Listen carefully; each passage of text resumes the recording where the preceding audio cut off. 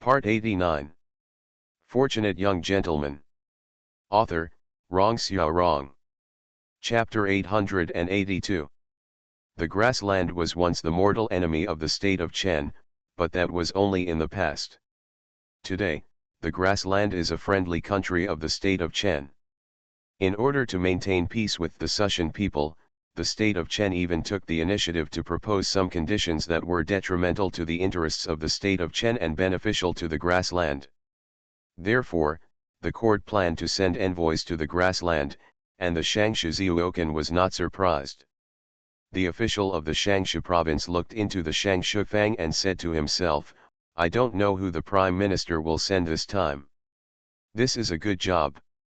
If it was 2 years ago, when the relationship between the grassland and the state of Chen was tense, the envoys sent by the state of Chen to the grassland would have to risk their lives, and it was not certain whether they could come back alive. Naturally, it was not a good job. But this time is different from the past. Now that the two countries have discussed peace together, going to the grassland no longer takes a great risk. Instead, it will add a strong stroke to the resume and be beneficial to the development of the official career. Li Qi doesn't care who the Shangshu province will send to the grassland. Anyway, he won't go. Prince Duan was only half a step away from the supreme position. As a confidant of Prince Duan, staying in the capital and waiting for rewards was naturally more promising than being sent to the grassland. Not long after he returned to his position, Tang Ning came out of the Shangshu Fang and handed a letter to Shangshu Yushan. Shangshu Yushan stood up, walked into the hall, and said, "I will now read out the list of envoys going to the grassland this time." Upon hearing this, the officials of the Shangshu province stopped their work and looked up at Shangshu Yushan. Shangshu Yushan cleared his throat and read, "Shangshu Zhuoken Li Qi, Zhuosi Yuan Weilang Fan Cheng, Zhuosi Dushi Lu Wei." When he heard his name, Li Qi showed a stunned expression on his face. Shangshu Zhuoken is the deputy of the prime minister. For things like going to the grassland, it is enough to send unimportant officials such as Zhuosi Langzhong and Yuzi Langzhong. It is not his turn as Shangshu Zhuoken. The names after him were all the pawns that Prince Duan had planted in the Shangshu province in the past few months. If Li Qi didn't know that someone had done this deliberately, he wouldn't have been sent to the position of Shangshu Zhuoken by Prince Duan. He looked at the right Prime Minister Tang Ning and found that he was also looking at him. His heart finally sank. At this moment, he remembered what Tang Ning said to him yesterday. It turned out that at that time, he had the idea of sending them to the grassland. Tang Ning not only wanted to transfer him out of the Shangshu province, he wanted to wipe out Prince Duan's power in the Shangshu province. Li Qi stood up subconsciously and blurted out, "I have objections." Tang Ning looked at Shangshu Zhuocheng and said with a smile, "Oh, Li Zhuocheng, what objections do you have?" Li Qi said, "The envoy's affairs are important, but the Shangshu province is also busy with official duties every day. It is a bit inappropriate to transfer so many people to the grassland at one time." Tang Ning waved his hand and said, "Li Zhuocheng, don't worry about this. After you leave, the Shangshu province still has Han Yucheng, the left and right doctors, and Wang Xiang and me. It won't be a problem if you are missing." Seeing that Tang Ning was determined to kick them out after leaving the Shangshu province, Li Qi's face changed and he said, "But..." Tang Ning looked at him and asked, "Li Zhuoken is questioning my decision and the decision of Wang Xiang."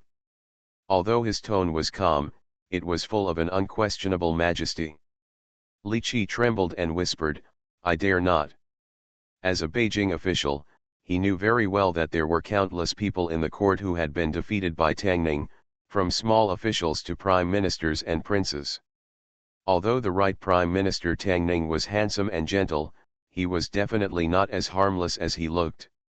Don't think that Li Qi dared to attack Jing Zhaoyin Zhongmingli, that was because he had Prince Duan standing behind him, and he would become the prince in a few days. Without Prince Duan, he would have avoided Tang Ning as far as possible. Tang Ning looked at Li Qi's uneasy expression, took the initiative to pat his shoulder, and said, "Li Ziuoken, don't feel any psychological burden. I have always been magnanimous. Although you framed my father-in-law, do I look like the kind of person who takes revenge for personal gain?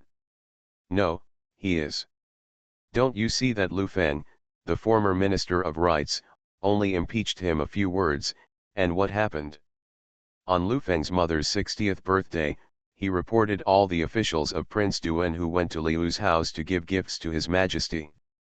That time, I don't know how many officials in the capital lost their jobs and had their homes confiscated. Even now, when Lu Feng is mentioned, many people still hate him. What's the point of taking revenge for personal gain? Prince Kong just bumped into his boat, and even his princehood was taken away. If he was selfless and magnanimous, everyone in the capital would be a saint. If Li Qi was just guessing just now, Tang Ning had made it clear at this moment. He was just taking revenge because he listened to Prince Duan and caused trouble for Tang Ning's father-in-law Jing Zhaoyin. Now he wanted to kick him out of the Shangshu province.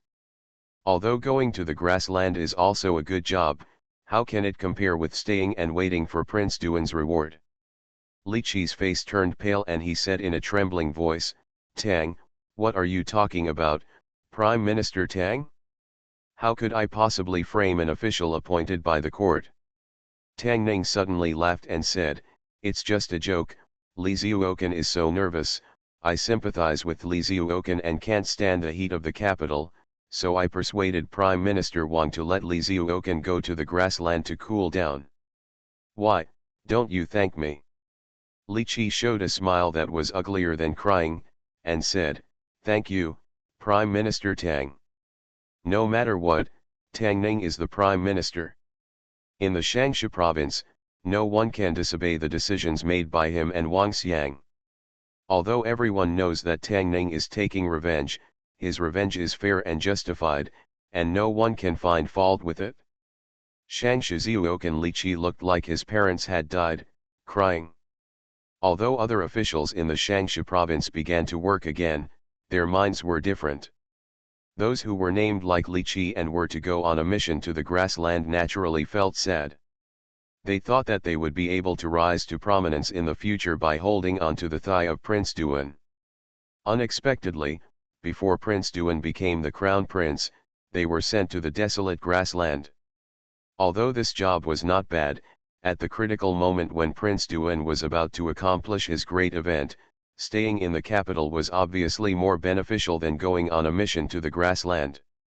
However, even Shangshu Ziuoken Li Qi did not dare to say a word against the arrangements of the two prime ministers, so how could they dare to have different opinions? They could only bow their heads and admit defeat. The other officials of the Shangshu province, especially the Shangshu Yushan, Zhou Silangjiang and others who had been suppressed by Li Qi in recent days, were finally able to raise their heads and lift their chests. Tang Xiang was still the Tang Xiang, calculative and petty. If someone offended me, I would pay him back. The arrangements made by Prince Duan in the Shangshu province for several months were all cleared out by him in one day. The only strange thing was that the grassland envoy had been staying quietly in the Honglu temple since he came to the capital. Why did he suddenly ask Chen State to send an envoy this time, which just created such an opportunity for the right minister? But no matter what, the Shangshu Ziuoken left and Prince Duan lost control of the Shangshu province, which was always a good thing for the officials of the Shangshu province. Li Qi and others relied on the support of Prince Duan behind them, so they did not take the officials of the Shangshu province seriously. In the past few months, they have been bullied by these people. Under the strange eyes of everyone, Li Qi walked out of the Shangshu province in disgrace.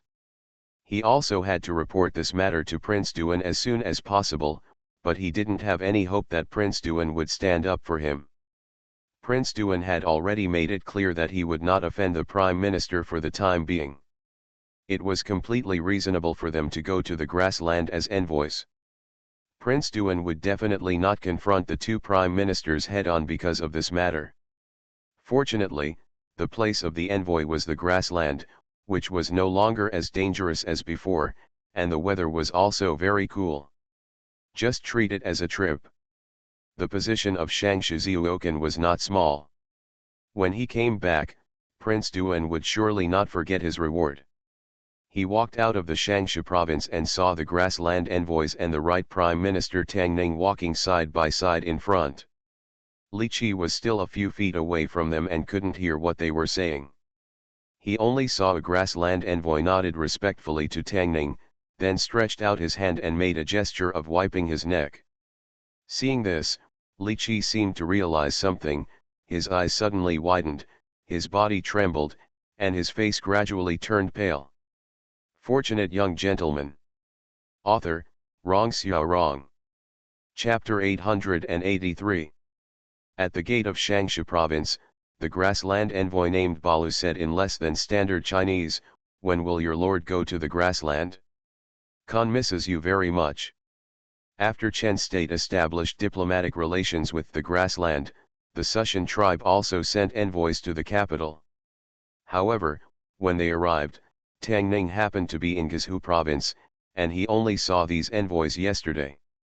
Thinking of the little wild horses on the grassland, Tang Ning felt guilty for no reason and said, "Let's wait until some time passes."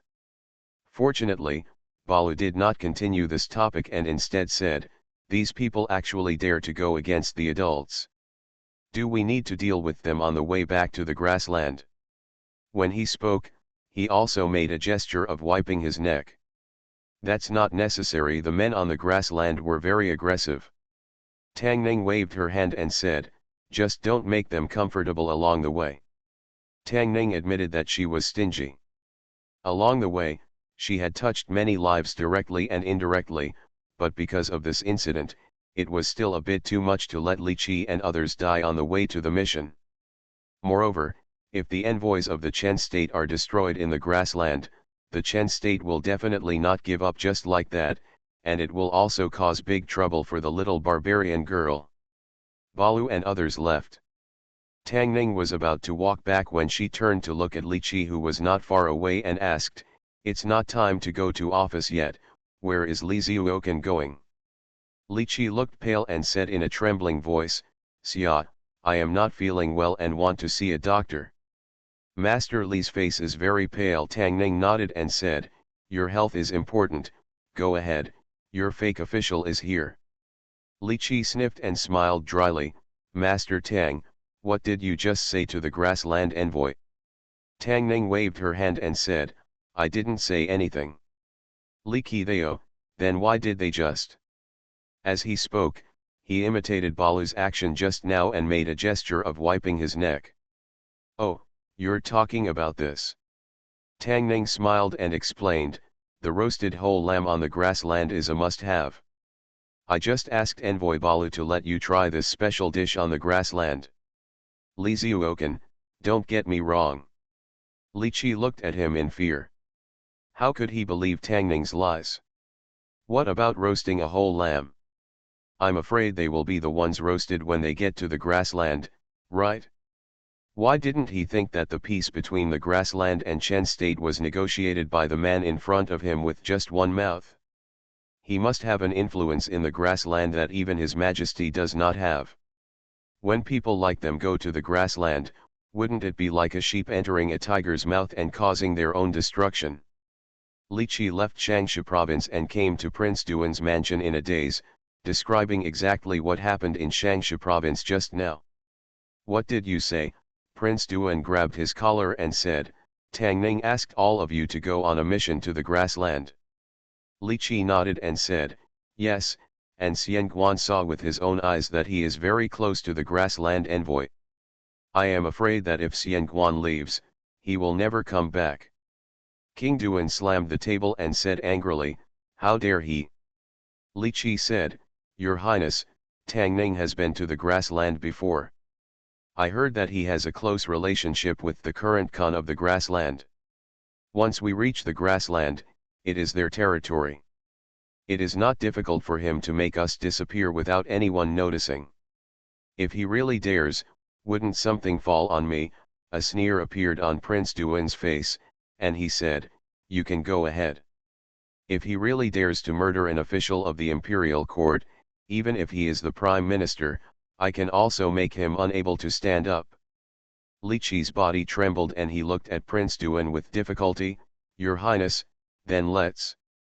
The Tang family helped you so much before allowing you to sit in the position of Zhuoken, the minister. Now it is your time to repay this king. King Duan looked at him and said indifferently, don't worry, if you die, I will let Tang Ning be buried with you. Li Qi's face was pale and bloodless, and his eyes gradually lost color. The case of Jing Ziyin's miscarriage of justice was transferred to the Ministry of Punishment, and the result was soon obtained. In any case, my father-in-law's oversight is true, but Jing Zhaoyin is the parent of the entire Jingzhou mansion. He is also immortal, and he does not have a pair of eyes to see through all things. He handles so many things every day, and it is inevitable that he will make some mistakes. The imperial court would not be so harsh on Jing Zhiyin. If Jing Zhiyin had to be dismissed because of such a small oversight, then Chenguo's Jing Zhiyin would be replaced every few days. The punishment imposed by the Ministry of Punishment was to fine him 3 months' salary and to redress the case for the family. This was the most severe punishment under the laws of Chen State. As for Wanyan County Magistrate, because he colluded with local bullies, confused right and wrong, and disregarded human life, he was immediately dismissed from office and sentenced to exile. King Duan's wishful thinking of exchanging Wanyan County Magistrate for Jing Zhiyin finally came to nothing. The voice of public dissatisfaction in the capital also gradually subsided with the investigation results of the Ministry of Punishment. Wang Xiang stepped forward this time, which indeed saved Tang Ning a lot of trouble. However, for him, the most troublesome thing was not Prince Duan. Zhao Man has already passed the news to Wei Jian, but until now, there has been no news from the palace. It can be seen that Chen Wang's physical condition is worse than Tang Ning expected. He walked to the door of Shangsha province, glanced at the direction of the harem, shook his head, and walked in helplessly. Li Qi, the minister Zhuoken, stood in the courtyard in despair. When he saw Tang Ning coming in, a smile appeared on his face.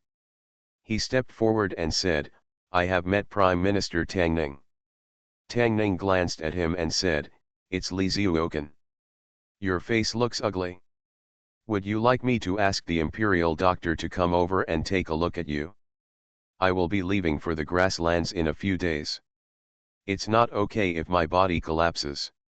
Li Qi's eyes lit up when he heard this, and he immediately said, Master Tang, I have indeed been feeling unwell recently.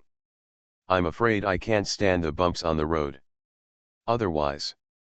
Before he could finish speaking, Tang Ning waved her hand and said, don't worry, Li Zhuoken. I'm very familiar with the imperial physician Cheng Ling Yu Hung. I'll have him here shortly to help you take a closer look.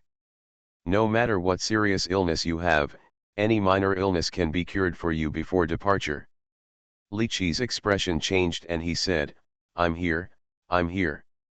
Tang Ning looked at him, shook her head and said, Li Zhuoken, I know you don't want to go to the grassland, but someone has to do these things. You also need to be more considerate of the difficulties faced by Shangsha province, don't you think? Li Qi's face became even paler, and he nodded blankly, yes, yes. Seeing Tang Ning walk into the study room, Li Qi's body swayed and he felt dizzy. The right prime minister who offended Ya Yizhen must retaliate. He went to the grassland this time and never thought of coming back. What King Duan meant was that it would be best for him to die outside, so that King Duan could control the right prime minister. But he didn't want to die yet, even if his official career was terminated, he didn't want to die, but he knew that if he resigned or disrupted King Duan's plan at this moment, he would be uglier than death. After struggling in his heart for a long time, he finally gritted his teeth, turned around and walked towards the study room. When he walked to the Chancellor's study room, he looked at Tang Ning who was sitting in his seat, knelt down with a bang and said, Master Tang, it is the subordinate official who is obsessed with his mind. On the order of King Duan, he made things difficult for Master Jing Zhaoyin Zong. This is all the official's fault wrong, Please spare your life, Mr. Tang. Tang Ning stood up and looked at Shang Shizoucheng, who was kneeling on the ground and kowtowing, and asked in surprise, Li Zoucheng, what are you doing? There was blood on Li Qi's forehead, but he kept kowtowing and said in a trembling voice, there are old people on the lower level and young ones on the lower level. If something happens to the lower level officials, they won't be able to survive.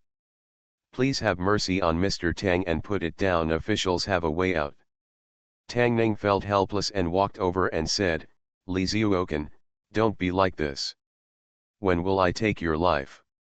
But when Li Qi saw this, he expected that Tang Ning would not let him go. He became even more frightened and his voice became more and more trembling, Sir, I am willing to work hard for you. I only listen to your orders. I beg you to spare my life. Tang Ning's expression became even more helpless. He looked so gentle and elegant. Did he look like someone who would kill people at the slightest move? Why didn't Li Zhuoken believe it? In Li Qi's eyes, this was a sign that Tang Ning was unmoved and unwilling to spare his life. He felt cruel and gritted his teeth and said, My lord, I have been following the Tang family for many years and I know a secret about the Tang family and concubine Tang Hui. As long as you are willing to spare her life for my life, I will tell this secret to you. The Tang family was dead, and there was no chance of a comeback. Tang Ning could predict Tang Huifei's fate. He shook his head and said, I am not interested in the secrets of the Tang family and Tang Huifei. This was his last chance to survive. Naturally, Li Qi would not give up. Hearing this, he hurriedly said, this secret is related to Queen Xiao and the former prince. It is a big secret of the Tang family. You are listening to Novels at Bless Up channel. Wish you happiness and luck. Please subscribe to receive new novels. How do you feel about this novel? Please like and leave a comment. Fortunate young gentleman. Author, Rong Xiao Rong. Chapter 884. Queen Xiao is Xiaoju's sister, and the former prince mentioned by Li Qi should be Xiaoju's nephew, the son of Queen Xiao and Emperor Chen. He was supposed to be the prince, but died before Emperor Chen ascended the throne. The Tang family has ceased to exist in name only, and has no chance of making a comeback. Tang Ning has long since drawn a clear line with them, and is not interested in the Tang family's past troubles. However, this matter also involves Xiaoju and the Xiao family, so he can no longer pretend that he doesn't know about it. He looked at Li Qi and asked, what secret? Li Qi, my lord, please spare this official first. I never wanted you to die. Tang Ning waved her hand and said, but if you tell a lie, I don't guarantee that I will change my mind. Li Qi stretched out his palm and said solemnly, if you tell a lie, I will have Xiaoguantian struck by lightning and you will die a good death. Tang Ning glanced at him and said, go ahead. The former prince was killed by the Tang family, and Queen Xiao was also killed by the Tang family. Li Qi's words were so shocking that even Tang Ning couldn't help but tremble. Empress Xiao's child died young, and within a few years, Empress Xiao also died of illness and left the palace. Without the backbone of the harem, the Xiao family gradually declined. Concubine Tang Hui gradually became favored in the palace, and the Tang family remained huge. Tang Ning only thought that these were accidents. But Li Qi obviously knew some facts that he didn't know. Tang Ning suppressed the shock in her heart, looked at Li Qi again, and said in a deep voice, the crown prince and queen are so noble, and they are heavily guarded. How could the Tang family succeed so many times? How dare you fool me? Seeing Tang Ning's anger, Li Qi looked nervous and blurted out, because His Majesty has tacitly approved of these things. Tang Ning was silent for a while, then looked at Li Qi and asked slowly, do you know what you are talking about? The secret that had been buried in his heart for many years was finally revealed. Li Qi simply put it aside and said, Your Majesty's background is not good, and he is not as good as several princes at that time. Without the help of the Tang family, he would not be able to get the throne at all, and with the help of the Tang family Your Majesty's condition for seizing the heir is to exchange the life of the then princess, Queen Xiao's son. What the Tang family wants is Prince Duan, the next emperor of Emperor Chen, so they married concubine Tang Hui to His Majesty, hoping that she would give birth to a prince. Only if Empress Yao's son dies will concubine Tang Hui have a chance. Li Qi spoke faster and faster, his voice trembling slightly. Later, with the help of the Tang family, His Majesty finally took the throne. However, when he took the throne, there were many remaining forces in the court who did not obey him. He also used help from it. Was only with the power of the Tang family that those people were eliminated one by one. Concubine Tang Hui wanted to be the master of the harem, so she found a way to kill Empress Yao. The reason why the Tang family and concubine Tang Hui succeeded was because His Majesty agreed to do so, because His Majesty wanted to use their power. After Li Qi finished speaking in one breath, he felt as if his spine had been ripped out, and he collapsed on the ground, breathing heavily. He had buried the secret he accidentally learned in his heart for many years. Over the years, he had watched the people involved in the matter disappear one by one. He had dreamed about it many times in the middle of the night, and his bedclothes was wet with cold sweat. After telling the secret today, the boulder in his heart finally fell, and he felt relaxed. Li Qi felt relaxed, but Tang Ning's mood suddenly became heavy. He knew that the Tang family must have used many methods to help His Majesty win the heir, but he did not expect that these methods were so cruel and bloody. Even though tiger poison did not eat his own children, he was willing to sacrifice his son and wife for the sake of the throne. Tang Ning did not want to believe that this was done by Emperor Chen, Zhao Man's father, and in a sense his father-in-law. But precisely because she knew Chen Huang very well, Tang Ning knew even more clearly that what Li Qi said was most likely not a lie. For the sake of Chen Guo, he was able to sacrifice Zhao Man again and again. It was not unusual for him to ruthlessly do these things in order to become the emperor. Perhaps in his eyes, there is nothing that cannot be sacrificed in order to achieve his goal. Tang Ning knew without even guessing that besides Empress Yao, concubine Yang's death was probably inseparable from the Tang family and Emperor Chen. Back then, the Tang family relied on their power and Emperor Chen's reliance on them to push concubine Tang Hui to the top of the harem. Their goal should be to make concubine Tang Hui a legitimate queen, but they did not expect that Emperor Chen was a queen.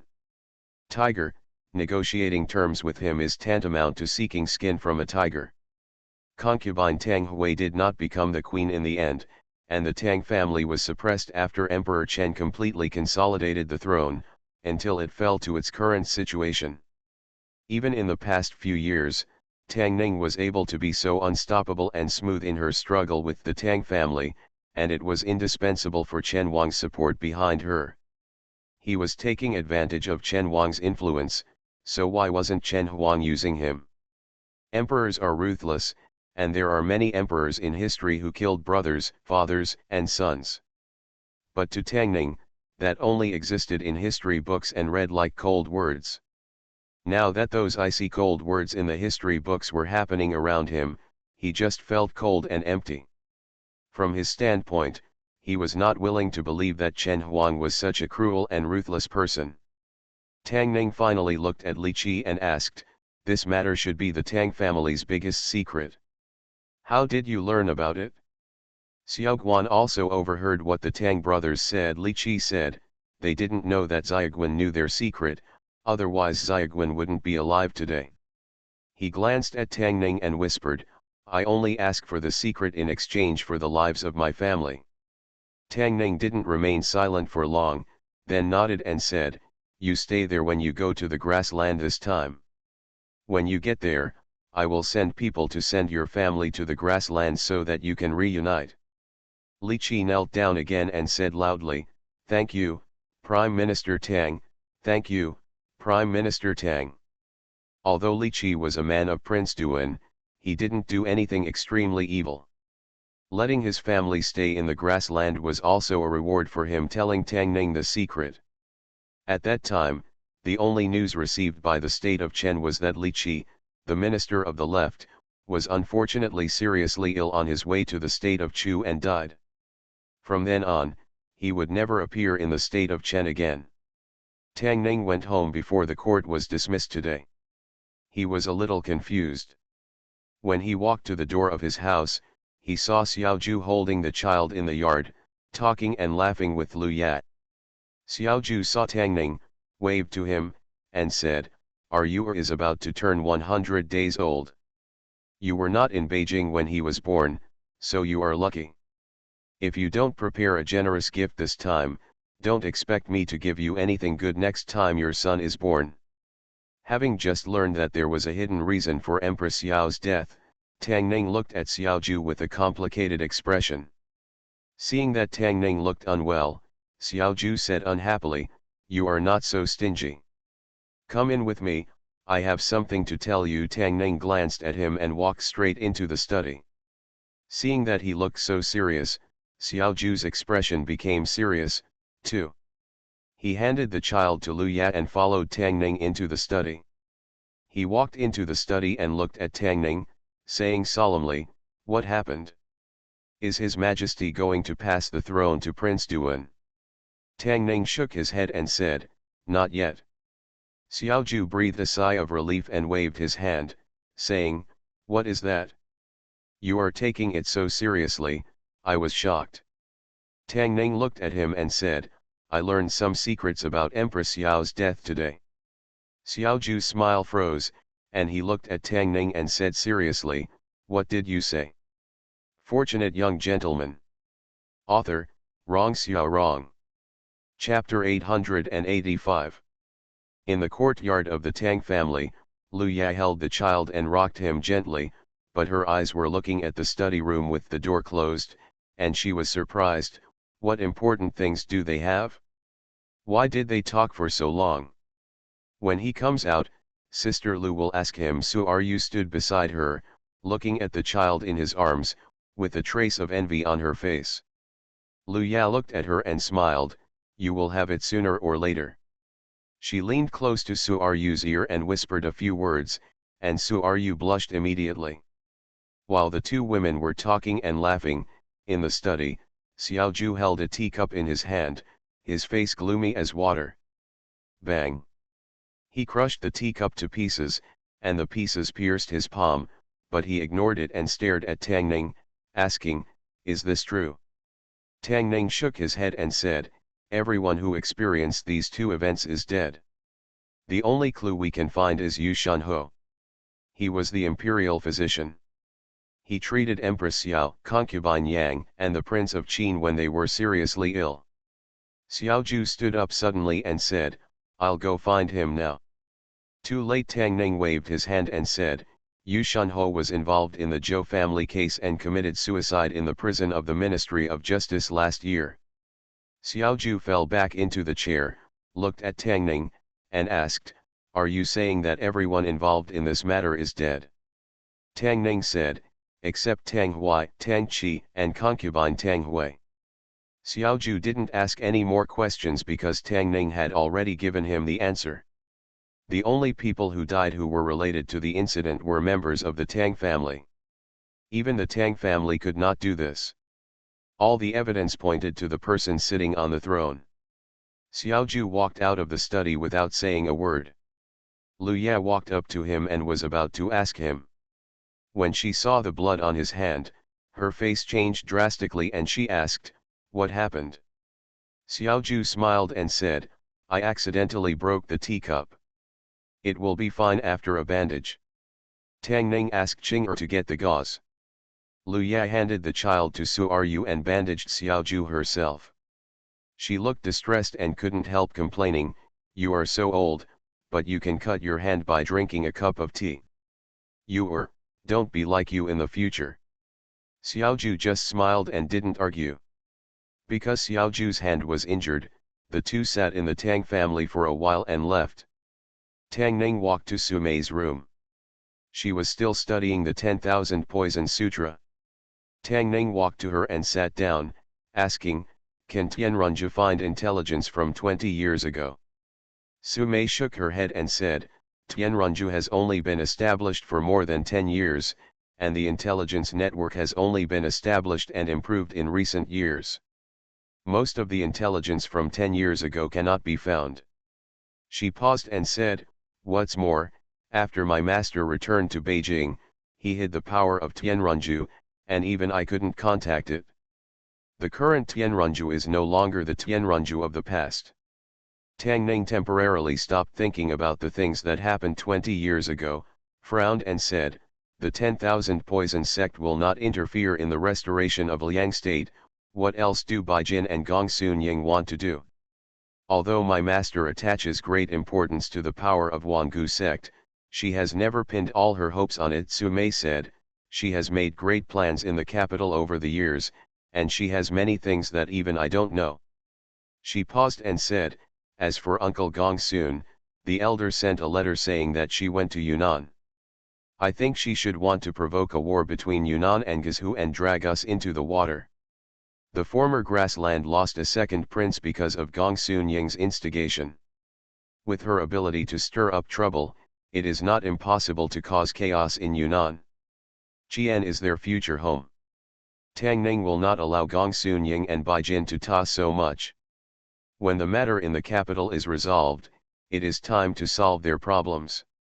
At this moment, Tang Ning has roughly guessed that Mr. Wu, whom he met in Wanzhou, should be King Wu, the last hope of Gongsun Ying and Baijin to restore the country.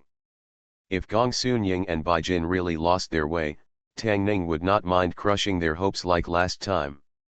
Since His Majesty became seriously ill, the situation in the capital has become chaotic, with various forces competing endlessly, and finally ended with the victory of the future crown prince, Prince Duan. A few days ago, Prime Minister Tang returned to the capital, and the open and secret competition with Prince Duan made the situation in the capital even more tense. Although the conflict between the two lasted only a few days, a lot of things happened. Prince Duan sacrificed the Wanyan County magistrate to drag Tang Ning's father-in-law, Jing Zhaoyin Zhongmingli, into the water, and then wanted to get the handle of the right Prime Minister Tang Ning. This is a good strategy. Everyone can imagine the dilemma that Prime Minister Tang faced when facing this matter. Just when everyone thought that Tang Ning would take a step back or use the power of the Prime Minister to fight against Prince Duan, the sudden death of the Prime Minister not only shattered the rumors in the capital that the Prime Minister's time was running out, but also resolved the embarrassing situation faced by Tang Ning. The two Prime Ministers stood together. This heavy news was like a boulder thrown into deep water, causing the already turbulent lake surface to set off huge waves again.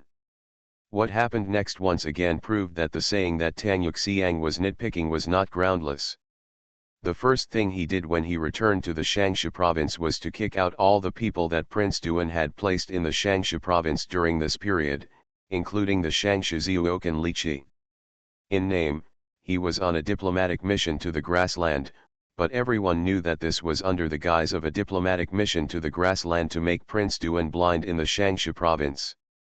In addition, the Wanyan County magistrate was dismissed and exiled, and the Jingzhou Shayin was also forced to join the ranks of envoys to the grassland. Half of the efforts of Prince Duan in the court during this period were wasted. There is no doubt that Prince Duan is the undoubted loser in this struggle. In Prince Duan's mansion, Prince Duan, who suffered great losses, was very calm. Tang Qi sat opposite him and said, "I just went to the palace. The Queen said that His Majesty has already prepared the edict to establish the prince, and it will be issued in a few days. The prince is the crown prince of a country.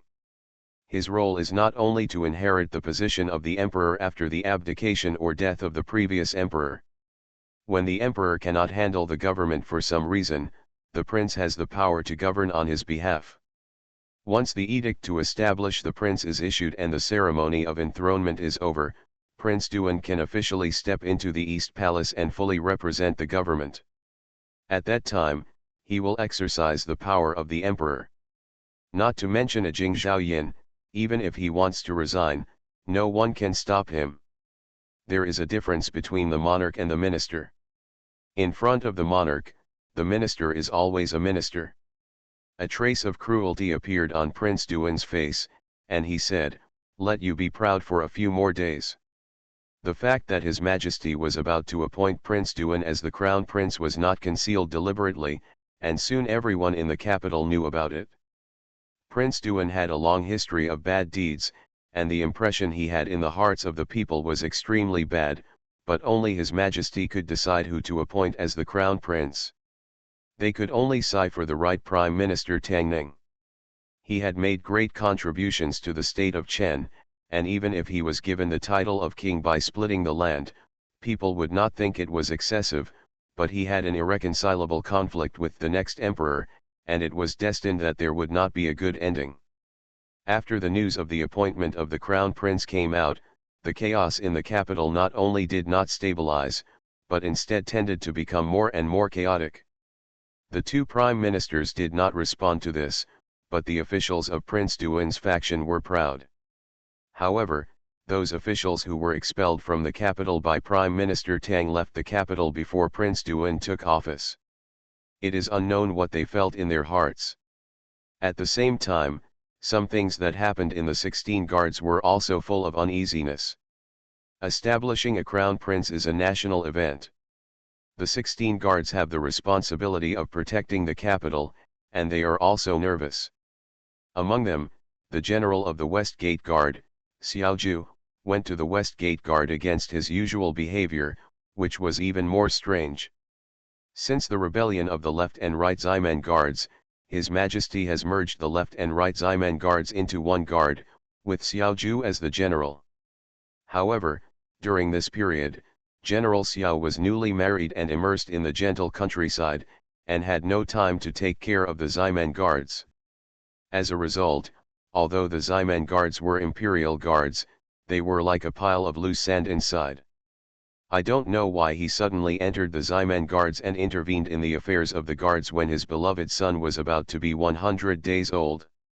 He first used thundering means to purge several generals who were not obedient to discipline in the guards, and then personally appointed several confidants to rectify military discipline, making the Ximen Guards look brand new. This series of actions finally made everyone begin to realize that General Xiaoju of the Ximen Guards was no longer the cynical Xiao Xiaogongyi. Some generals who were dissatisfied wrote to the Ministry of War, but their letters fell into the sea. Just when the chaos in the capital was getting worse and worse, Tang Ning saw Wei Jian's long-lost old face. Having not seen him for a long time, Wei Jian looked at him, sighed softly, and said slowly, "Sir Tang, His Majesty summoned you." Fortunate young gentleman. Author, Rong Xiao Rong. Chapter 886. Crack. In the carriage leading to the palace, Wei Jian took a bite of an apple. Tang Ning looked at him and asked, "Is your Majesty's health really as the rumors outside?" Wei Jian sighed and said, "It's even worse than the rumors outside. The imperial physician said that your Majesty's health may not last this month." "It's already the middle of the month, doesn't that mean that Emperor Chen doesn't even have half a month left?" Tang Ning frowned, looked at Wei Jian, and asked, "What's going on?" Wei Jian shook his head and said, "Since Lord Tang left the capital, your Majesty's health has been getting worse day by day. He spends most of the day in a coma and gradually handed over government affairs to Prince Duan." Concubine Tang Hui took the opportunity to control the palace and ban the ministers from seeing the emperor on the grounds of his health. "This time, it took a lot of trouble for us to pass on the news of Lord Tang's return to your Majesty." Tang Ning sighed, feeling a little complicated. Although Emperor Chen's method seemed a bit too cruel and ruthless to him, it was undeniable that he was a great ruler. However, no matter how great his achievements were during his reign, they would eventually become cold words in history books with his death. The carriage was silent for a while, and Wei Jian spoke again, breaking the atmosphere. He looked out the window and said unintentionally, "We know that there is a great hatred between Lord Tang and Prince Duan, but His Majesty has made a choice now. Lord Tang should still show some mercy to Prince Duan." He paused and added, "At least, while His Majesty is still in power." Wei Jian usually doesn't talk much, but today he took the initiative to talk a lot with Tang Ning, revealing more information. Tang Ning looked at him, a strange look in his eyes, and said, "Your Majesty, are you really confident in handing over the kingdom of Chen to Prince Duan?" Wei Jian said, "Prince Run is young and cannot handle political affairs. Your Majesty is worried that he will be used by someone with ulterior motives. The princes who are entheft outside are even more unbearable than Prince Duan. Your Majesty has no choice." Obviously, the person with ulterior motives that Emperor Chen was talking about was the Fang family.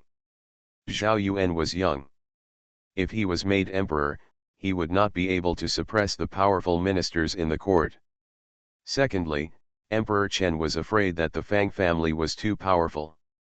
If he was not careful, the kingdom of Chen might not be named Zhao. Originally, after a few years, when Zhao Yuan grew up, Emperor Chen's concerns would disappear, but accidents always come so quickly, and his body no longer allows him to wait. For Emperor Chen, Prince Duan is indeed the most helpless but also the most suitable choice. Tang Ning found that Wei Jian seemed to have forgotten an important person, and asked, "What about Prince Huai?" If measured by talent alone, all the princes, including Prince Run, are not more suitable for that position than Prince Huai. Wei Jian said, "Prince Huai has a problem with his family background, so." Tang Ning smiled and said, "Does Wei General Manager also want to tell me that it is because Prince Huai's mother has no status that Prince Huai is not qualified to be the emperor?" Wei Jian looked at him for a long time before shaking his head and saying, "We, the servants, don't know what your Majesty thinks." Tang Ning no longer embarrassed Wei Jian. He had told him a lot of information he needed, and had stated his position. The carriage drove into the palace and stopped outside the harem. Wei Jian took Tang Ning in. Seeing this, a maid guarding the door picked up her palace skirt and hurried to another palace. Tang Ning did not enter Queen Chen's palace many times, that is, when he treated concubine Shu and the queen mother. He walked side by side with Wei Jian and asked casually, "Are the queen mother and concubine Shu in good health?" Wei Jian nodded and said, "The queen mother and concubine Shu have always been in good health. It seems that although concubine Tang Hui controls the harem, she dare not take action against concubine Shu, but this is only temporary. With concubine Tang Hui's vicious means, she is afraid that as soon as Emperor Chen passes away, she will catch Prince Run, Prince Huai, and even concubine Shu and other concubines in the harem. Judging from her previous style of doing things, it is possible to find a reason to let them be buried together." Tang Ning and Wei Jian came to the door of the Yangshen Hall and were about to go in when a voice suddenly came from behind. "Stop!" Concubine Tang Hui walked out of the corridor on the left, looked at Tang Ning, and said in a deep voice, "As an outsider, is the harem a place you can come to?" Wei Jian hurriedly explained, "My queen, this is His Majesty." Concubine Tang Hui glanced at him coldly and said, "Do you have the right to speak here?" Wei Jian heard this, looked at her, and had to shut up. "General Wei summoned me in the name of His Majesty, why can't I speak?" Tang Ning glanced at concubine Tang Hui and continued, "Your Majesty summoned me. Let alone the harem, even if it was a sea of fire and swords, I had to come." Wei Jian glanced at Tang Ning without leaving any trace, and concubine Tang Hui snorted coldly and said, "Your Majesty asked you to die, would you go?" Tang Ning smiled and said, "If the king wants me to die, I have to die. If your Majesty wants you to die, I will personally give you 3 feet of white silk." Concubine Tang Hui's face was full of anger, her eyes stared at Tang Ning, and she said sternly, "How dare you? You are the one who is so dareful." Tang Ning's face sank, and he said, "I am the right Prime Minister of the current dynasty. His Majesty summoned me to discuss important state affairs. As a concubine, what qualifications do you have to stop me? The harem interferes in politics and disturbs the court. Do you know that I can join forces with my colleagues in the court to abolish your position as a concubine?" When he said this, he did not hide the murderous intent in his heart. No matter how ruthless Tang Huifei was, she was still just a woman. Tang Ning had traveled all over the country in the past 2 years and had seen many mountains of corpses and seas of blood, and her hands were stained with blood. How could his killing intent be something that an ordinary woman could withstand? A chill came from the bottom of her heart. Tang Huifei's face turned pale, she stepped back a few steps, and said in a trembling voice, You want to rebel. At this moment, she realized for herself that the young man in front of her was the right minister, General Zhou Xiaoyi, who was decisive in killing and had great military achievements, and not the nephew who she had never paid attention to. A smile appeared on Tang Ning's face and she said, To stop His Majesty from summoning the Prime Minister, I think it is Your Majesty who wants to rebel. Concubine Tang Hui was speechless by what he said. At this moment, several coughs came from the palace. With the support of 2 eunuchs, Emperor Chen walked out of the palace, looked at concubine Tang Hui, and said, He is the one I ordered. Wei Jian summoned me, there is nothing to do with you here, go down. Concubine Tang Hui glanced at Tang Ning unwillingly, then remembered his look just now, her face turned even paler, she glared at Wei Jian fiercely, bowed and saluted Emperor Chen, and said, My concubine, leave. After concubine Tang Hui left, Emperor Chen looked at Tang Ning and said, Come in. Huang Chen was completely different from when Tang Ning left the capital. In less than half a year, he had lost half of his body weight. His face was pale and his eyes were sunken. He didn't even need a medical doctor to diagnose him. Just by looking at him, ordinary people knew that he was not going to die soon. Tang Ning followed Chen Huang into the temple of Yang. Chen Huang sat on a chair, leaned forward and asked, How is the situation in Guizhou? The hall was filled with smoke and the smell of incense. Tang Ning looked up at Emperor Chen and said, Your Majesty, the remnants of the Liang kingdom want to restore the country in Guizhou, so there will be chaos in Guizhou. Liang Kuyu party again, haven't they already died in Jiangnan? Chen Huang paused several times in one breath, and his voice was very low, as if he didn't have much strength. Tang Ning explained, The people I killed in Jiangnan were the remnants of the king of Guizhou, and the people who caused chaos in Guizhou were the king of Wu's party. But Your Majesty, don't worry, I have ruined their plan. In a short time, there will be no more trouble in Guizhou chaos. Emperor Chen nodded and said, I can rest assured that you are doing the work. If in the past, upon hearing such news, Chen Huang would have laughed a few times to express his joy. However, at this moment, there was no expression on his face, his eyes were a little hollow, and there was no sparkle. Tang Ning lamented in her heart that a generation of heroes had finally reached this point. Rong Xiaorong says, It's the last day of the month, everyone remember to clear your monthly ticket inventory. You are listening to novels at Bless Up channel. Wish you happiness and luck. Please subscribe to receive new novels. How do you feel about this novel? Please like and leave a comment. Fortunate Young Gentleman. Author, Rong Xiaorong. Chapter 887. My time is running out. In the Yangshan temple, Chen Huang leaned on his chair and was silent for a long time before finally speaking. Tang Ning thought for a moment and said, I dare to take Your Majesty's pulse.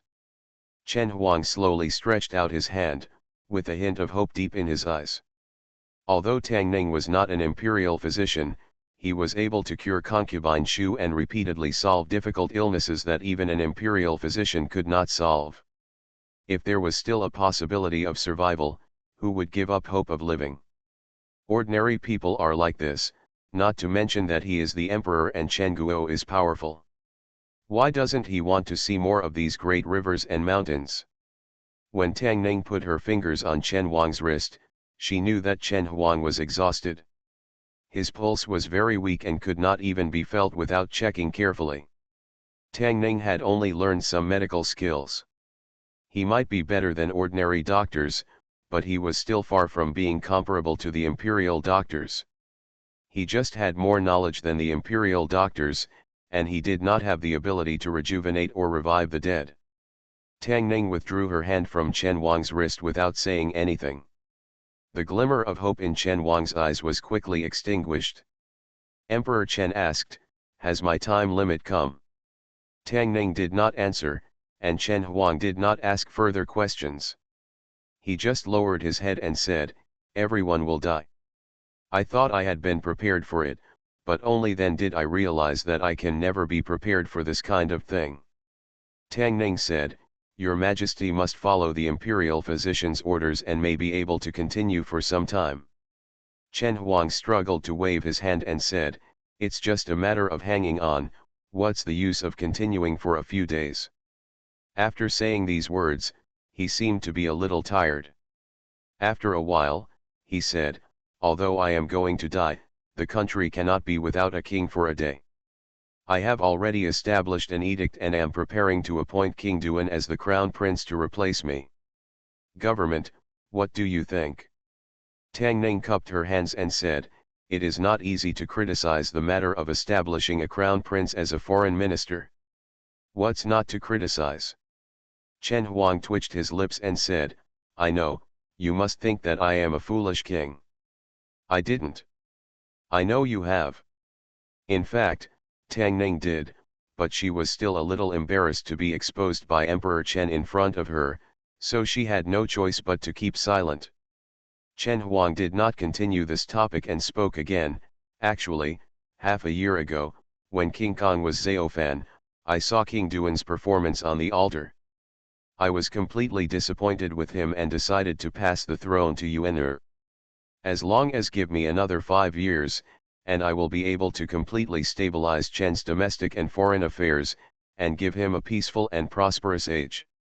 He was silent for a long time, and then said regretfully, "It's a pity that God is not willing to give me even 5 years. Yuan'er is still too young to handle the affairs of the court, and he cannot suppress the officials in the court.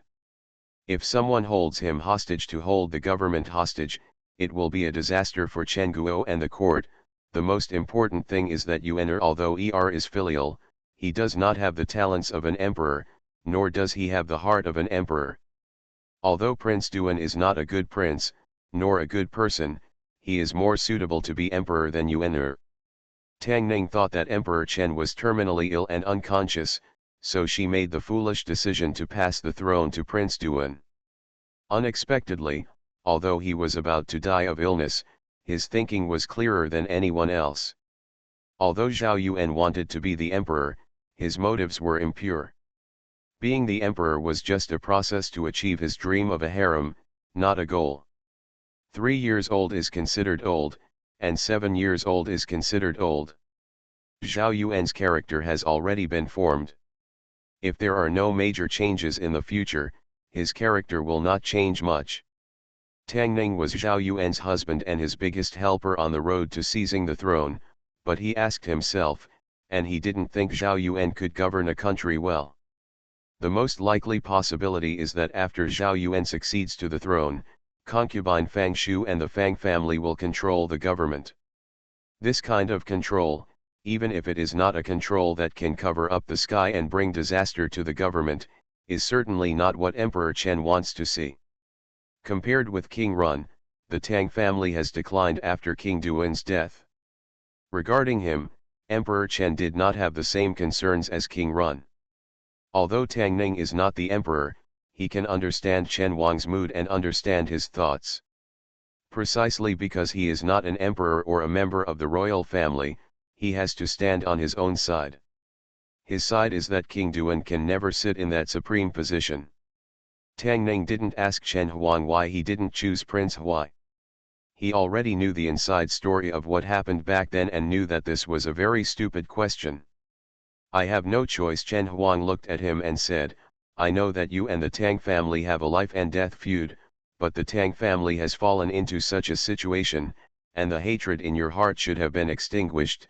Prince Duan has no deep grudge against you. I will call him into the palace and let him put down his hostility towards you. I hope you can also ignore the past grudges and assist him well."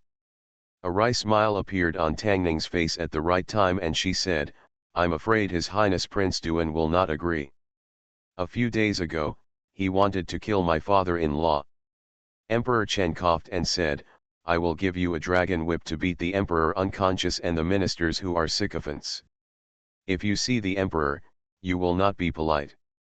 If you see the whip, it will be like seeing me. Beating the dragon whip is a legendary thing, at least it has not appeared in the Chen state. However, the imperial power is the greatest in the Chen state.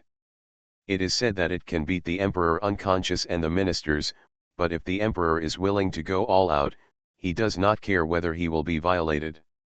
The late emperor's legacy and infamy lasted for thousands of years.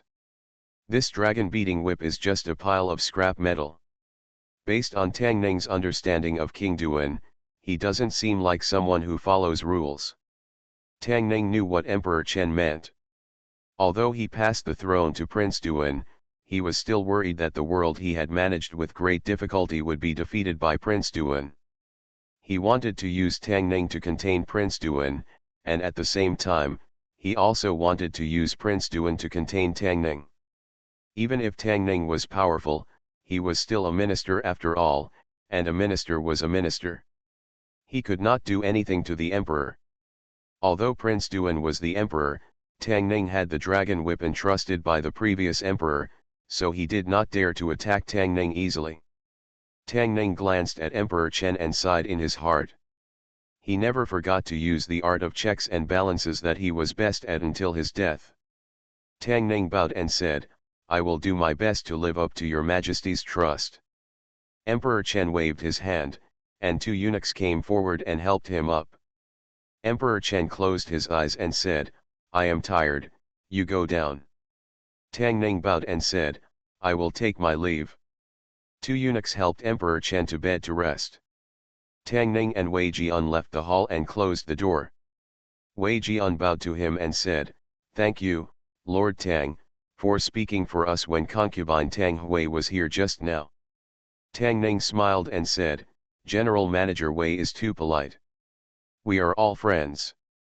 General Manager Wei has also spoken for me in front of your Majesty. Tang Ning said goodbye to Wei Jian and walked down the steps in front of the hall. Wei Jian's voice came from behind again. Lord Tang can do whatever he wants outside the palace. This palace is not a place where concubine Hui can make decisions. Tang Ning paused, a smile appeared on his face, and he did not respond. He strode out of the palace. He never forgot that the old eunuch who followed Emperor Chen was not only the chief eunuch who commanded the eunuchs and maids in the palace, but also the biggest informant of Emperor Chen and the head of the secret service. The head of the largest intelligence agency in the Chen kingdom, even if he was servile to everyone, was not as simple as he seemed. Luan Mobile version URL, readers, you can search Blue Chinese Network to find this site as soon as possible. Fortunate Young Gentleman. Author, Rong Xiao Rong. Chapter 888. Tang Ning left Yangshen Temple, parted ways with Wei Jian, walked past a certain palace, and around the corner of a long corridor, she saw a figure waiting in front of her. Looking at the woman in palace attire in front of her, Tang Ning stopped, cupped her hands and said, I've seen Concubine Shu. Concubine Shu held her hands up and said, Prime Minister Tang, there is no need to be polite. She smiled slightly and asked, Have you met your Majesty? Tang Ning nodded and said, I've seen it before. Concubine Fang Shu's expression was a little gloomy, and she said, Everything in the world is unpredictable. I didn't expect His Majesty's body to deteriorate so quickly. Tang Ning said, My condolences, madam. If something happens to your Majesty, Concubine Tang Hui is afraid that she will not let us mother and son go immediately. Concubine Fang Shu wiped the corners of her eyes, gathered her mood, looked at him again, and said, I and you are trapped in the palace, we can't. If you go out, please ask Tang Xiang for help. Tang Ning waved her hand and said, To help your Empress is to help me. After Tang Ning left the palace, concubine Tang Hui was furious in a certain hall of the harem. The eunuchs and maids in the palace stood in the palace tremblingly, not daring to make a sound. How dare this scoundrel speak to me like this? The man named Wei, a dead eunuch, dares to go against me. Thinking of what had just happened in front of the Yang temple, she became even more angry and smashed everything she saw in front of her. A palace maid hurriedly walked in from outside and said, "Your Majesty, Your Majesty." Concubine Tang Hui looked at her and said with a serious face, "Tell me, what did Your Majesty say to him?" The maid said, "Your Majesty told him to make His Royal Highness Prince Duan the Crown Prince, and asked him to assist His Highness with all his heart. He also gave him a dragon-beating whip." "Dragon whip," concubine Tang Hui snorted coldly and said, "I really thought that with the dragon whip, I could do whatever I wanted. When Ming-er comes to power, it will be your death." She looked at the palace maid and asked, "What else did Your Majesty say?" The palace maid looked at her and said, "Your Majesty also said that he originally wanted to pass the throne to King Run." "I knew it." Tang Huifei's face darkened and she said, "That bitch asked Zhao Yuan to pretend to be filial, she must have no good intentions." After learning about this, the trace of guilt she felt towards Emperor Chen instantly disappeared without a trace. A sneer appeared at the corner of her mouth and she said, "It seems that this move was indeed the right one." As Tang Ning left the harem and walked towards the imperial gate, she suddenly stopped and looked behind a pillar somewhere. A figure walked out from behind the pillar, and when she saw his face clearly, Tang Ning was suddenly shocked. "It's you." The man smiled and said, "Master Tang still remembers me." Tang Ning looked at Han Ming, the former Minister of Household Affairs who was supposed to be dead, and subconsciously asked, "Are you a human or a ghost?" Although he is an atheist, time travel has happened to him, so there is nothing else that is impossible. Even so, he was still startled when someone who had been dead for several years appeared in front of him. Han Ming said, "Although Han deserves to die, His Majesty was kind and spared the life of the guilty minister." Chen Wang's kindness was the biggest joke Tang Ning heard today, but he was not interested in arguing with Han Ming. Knowing that he was a human and not a ghost, he felt completely at ease. Han Ming looked at him with a strange look on his face and said, "At that time, Han never expected that Mr. Tang could sit in such a high position in such a short period of time." Tang Ning waved her hand and said, "It's just luck. Luck is also a kind of skill. Only Mr. Tang has the kind of luck that can make His Majesty trust him so much." At this point, his tone suddenly changed and he said, "It's just that King Duan is about to take over. I wonder how Mr. Tang wants to deal with himself." Tang Ning looked at him and asked, "What do you want to say, Master Han?" "There are no eternal enemies." Han Ming looked at him and said, "Master Tang is already the right minister at a young age. He will definitely leave his name in history. Why bother to go against King Duan and get into a dead end?" Tang Ning smiled and said, "But my enemies don't think so." "Then Mr. Tang must take a step back first." Han Ming looked at him and said, "Losing Mr. Tang is a loss for the court and the country. Han also thinks about Mr. Tang. I hope Mr. Tang will consider Han's words carefully. There are some things that Han can see more clearly. After all, Han has already died once." Tang Ning glanced at him, shook her head and said, "Who isn't?" Han Ming's incident was just an episode. No matter what his position was, whether he was really admonishing or had ulterior motives, Tang Ning didn't care. He walked out of the palace and put the matter behind him. Chen Huang acted very quickly. Not long after Tang Ning returned home, he had someone deliver the dragon-beating whip. Zhou Mingli looked at the golden whip, a look of shock appeared on his face, and he couldn't believe it. "This is..." Tang Ning nodded and said, "It's the dragon whip." Zhou Mingli looked shocked and hurriedly took 2 steps forward to inspect the legendary object. The dragon-beating whip was created by Emperor Jiaozu, but no minister has ever owned it.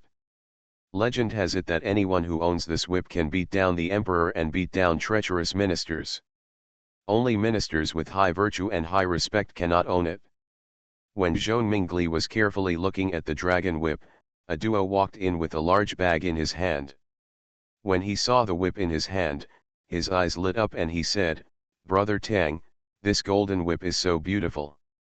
The dragon whip is the highest power given by the emperor to a minister, so naturally he will not be fooled. This whip is made entirely of gold and is made by the most skilled craftsman. It is carved with dragons and phoenixes, which looks very beautiful." Tang Ning looked at the big and small bags in a duo's hands, smiled, and said, "Going out to buy things again." As a girl who came from the mountains, within a few days of arriving in the capital, she was lost in the prosperity and wealth of the capital. Tang Ning gave her 10,000 taels of silver notes. She went out shopping almost every day these days. Although she bought most of the things were useless, but as long as she was happy, Tang Ning would let her go. After a while, her excitement will pass and she will return to normal. After her father-in-law read it, Tang Ning threw the golden whip to a duo to play with. She was about to ask her if she was still used to it in the capital. As if she noticed something, she suddenly turned her head and looked at him, sniffing something. The fourth elder was shocked. "What are you doing?" "I don't know when." The fourth elder actually walked up behind him. An old face was only an inch away from his body. He kept sniffing something with his nose. No matter how he looked at it, there was a perverted smell. Being smelled like this by an old woman who was over 60 years old made Tang Ning shudder. She couldn't help but shudder and took a few steps back. At this time, the fourth elder looked up at him and asked in surprise, "Did you use ancient incense?" Tang Ning looked at her and asked, "What is the soothing incense?" The fourth elder said, "It is a strange fragrance from his hu. It is colorless and odorless. Used in moderation, it can soothe the mind and help you sleep. Once too much, it will turn into a poisonous fragrance that kills people." Tang Ning glanced at her and said, "You can smell colorless and odorless things. Do you have a dog's nose?" The fourth elder explained, "Although the soothing incense is colorless and odorless, it has always been mixed with other incense. It will change the taste of the original incense." Tang Ning turned aside the fourth elder and asked, "Why is there no record of the poisonous fragrance you mentioned in the Book of All Poisons?" Tang Ning, like Su Mei, was well versed in the 10,000 Poisons Manual, and ordinary poisonous poisons could not be hidden from his eyes. The fourth elder glanced at him and said, "Because this poisonous incense was created by me more than 10 years ago. You have nothing to do with creating such a thing that harms people." Tang Ning looked at the fourth elder and stopped abruptly before finishing her sentence. He suddenly remembered that a lot of incense seemed to be used in the palace where Emperor Chen was. This was because Emperor Chen had insomnia and had many dreams and needed to use it to help him sleep. A few months ago, Tang Ning discovered an incense used by Chen Huang, which he had never smelled before. It was the same as the fragrance he smelled in Yangshen Temple today. The smell on his body should be that of incense.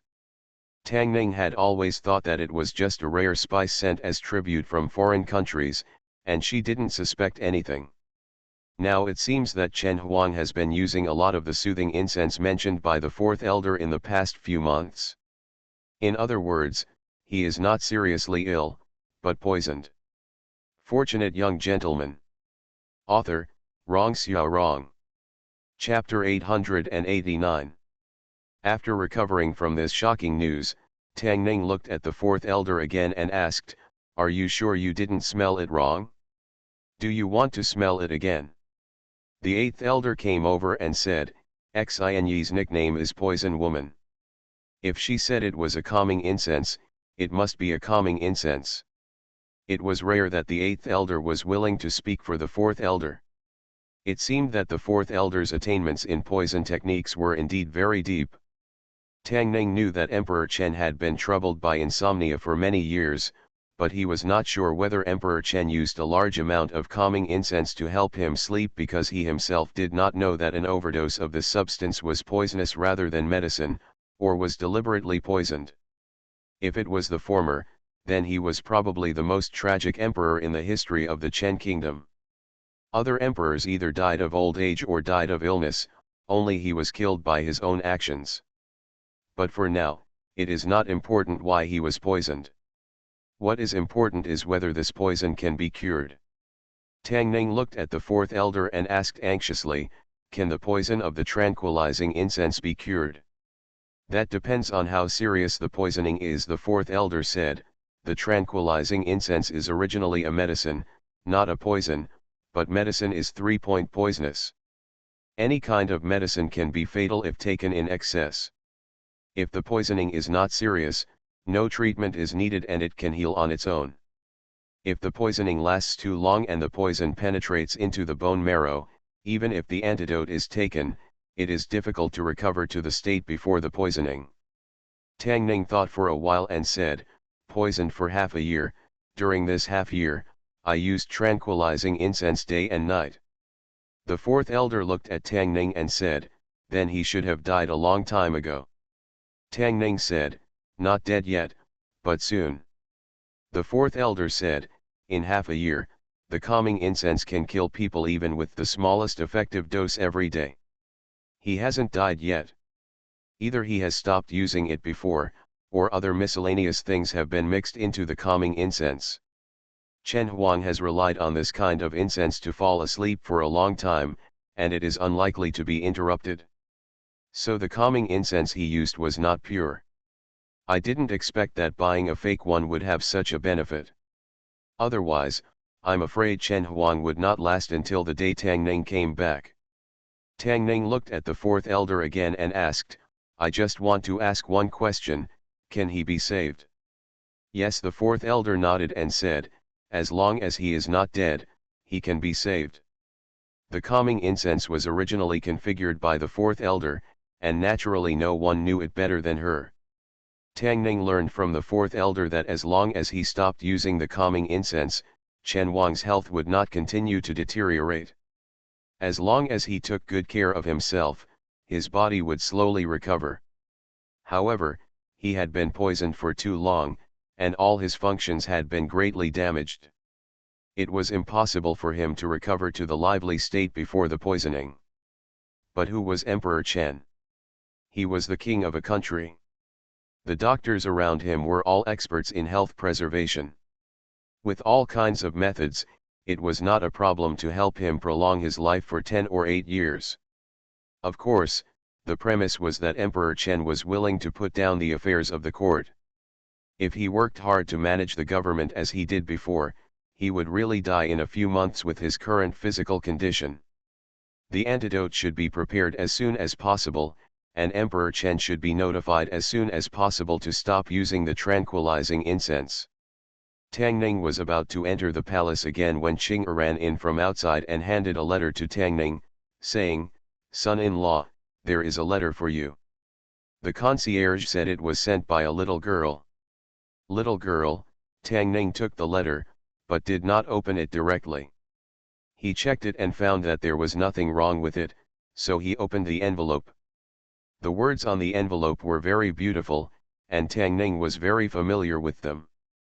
On the eve of King Kang's rebellion, he received such a letter. The owner of the letter told him that King Kong was going to rebel at the ceremony. This time, the person told him that Emperor Chen was poisoned, and the people who poisoned him were the Tang family and concubine Tang Hui. Tang Ning did not doubt the authenticity of the letter. In fact, just now, he had thought that once Emperor Chen died, the ones who had the greatest vested interests were obviously Prince Duan and concubine Tang Hui. Prince Run was still young, and Emperor Chen was not at ease to hand over the throne to him unless Prince Run grew up. But if Emperor Chen could not wait until Prince Run grew up, Prince Duan would naturally come back into Emperor Chen's sight. If someone poisoned Emperor Chen and wanted him to die early, this person must be concubine Tang Hui. He didn't know who wrote these 2 letters, nor did he know how he knew that King Kong and Prince Duan had done such a major secret, and he didn't know why he came to him every time, but he knew that the owner of this letter did not simply want to remind him. The timing of his sending these 2 letters was too delicate. It was the night before King Kong rebelled and when King Duan was about to succeed in poisoning Emperor Chen. When Tang Ning received these 2 letters, he could neither stop King Kong from rebelling in advance nor change the fact that King Duan poisoned Emperor Chen. The only thing he could do was to stop the loss in time and save Emperor Chen at the last moment. This person's purpose was already very clear. He didn't want Emperor Chen to die, nor did he want King Duan and King Kong to have a way out. The rebellion was going to happen tomorrow. How could King Kong regret it the night before? King Duan's plan to poison Emperor Chen would succeed in only half a month, and he had no way out.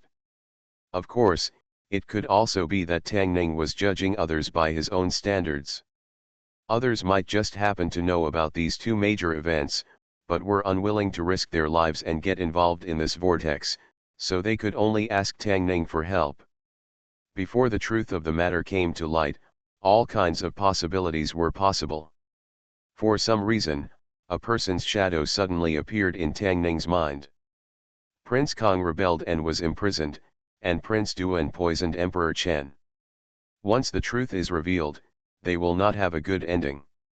Therefore, the princes other than the two of them will naturally be the biggest beneficiaries. But if Prince Huai knew the secrets of Prince Kong and Prince Duan, it would be too scary. The two princes competing for the throne were like chess pieces in his hands, at his mercy. Even Tang Ning and Emperor Chen were included in his calculations on the chessboard. This matter is extremely terrifying. Although Tang Ning had this guess, he also felt that this matter was unreliable. He just planted a seed of doubt in his heart. The most important thing at the moment was to help Emperor Chen detoxify. If it was a few days later, he might really lose his father-in-law. It was late today, and it might be too late to enter the palace. Besides, it would take time for the fourth elder to prepare the antidote. He could enter the palace at the earliest tomorrow afternoon. Judging from Emperor Chen's physical condition today, he should not be unable to survive tonight. The moonlight was bright. In Tang Ning's study, Tang Ning carefully examined 3 letters with the same handwriting and fell into deep thought. In the study room in the Prince Huai's mansion, Prince Huai looked at the figure in the dark and said, "Didn't you go to Kandy?" "Something happened in Kandy," the man said in a hoarse voice. "We have to stay in the capital for some time." Prince Huai was silent for a moment and asked, "Can the poison of the tranquilizing incense be cured?" "No," the figure in the dark said. "If it is stopped at this time, he can probably live for another half a year." Prince Huai's face did not change, but his body sat straighter, his fists clenched in his sleeves, and a trace of pain appeared in his eyes. These changes did not escape the eyes of the people in the dark. "Don't you want him to die soon?" The man looked at King Huai and asked, "Why, you can't bear it?" King Huai closed his eyes, and when he opened them again, his eyes had returned to indifference, and he said, "He should have died more than 20 years ago. I will be very happy if he dies." "Then you are doomed to be disappointed." The man changed his tone and said, "The Anchengxiang was created by the fourth elder Xianyi.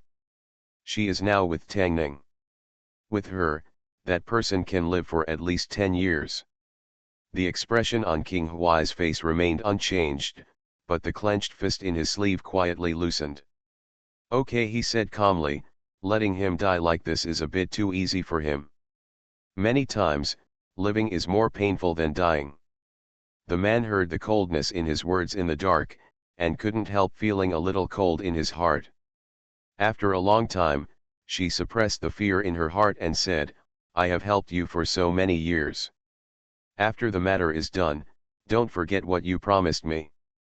You are listening to Novels at Bless Up channel. Wish you happiness and luck. Please subscribe to receive new novels. How do you feel about this novel?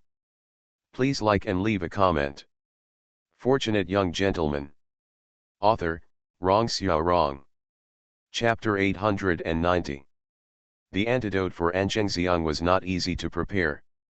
The fourth elder was busy all night and told Tang Ning in the morning that it would take several hours to prepare the antidote. Chen Huang has survived half a year and is not in a hurry for these few hours. Because she was worried about the antidote, Tang Ning did not go to the office today. On the contrary, a duo ran out early in the morning. She is a native mountain girl. When she came to such a big city outside the mountains, she felt so excited in a short time. It cannot subside. In the study, Qing'er stood behind Tang Ning and pressed his shoulders. Xiu'er put the peeled grapes into his mouth. After dealing with poisonous insects, snakes, and rats in Guizhou for so long, he returned home. Tang Ning was actually a little uncomfortable with the life of being served. The appearance of Xiaozhu and Chen Zhou broke Tang Ning's peaceful and comfortable morning. One of them is General Ximen Guard, and the other is General Zhou Xiao Ei Right. They appeared in front of Tang Ning with solemn expressions. Something big must have happened. Your Majesty has issued an edict, Xiaozhu said with a gloomy look on his face. A notice has been posted at the entrance of the palace. Prince Duan is now the crown prince. The canonization ceremony will be held in 3 days. Seeing that Tang Ning didn't respond, he stuffed a crystal clear grape into his mouth, frowned and said, "Are you listening to me?" Tang Ning spit out the grape seeds, then slowly stood up and said, "Don't worry, the canonization ceremony won't be held." Xiaozhu raised his eyebrows. "You want to take action? Anyway, don't worry, just take a good look at it this time. This matter has not yet been determined.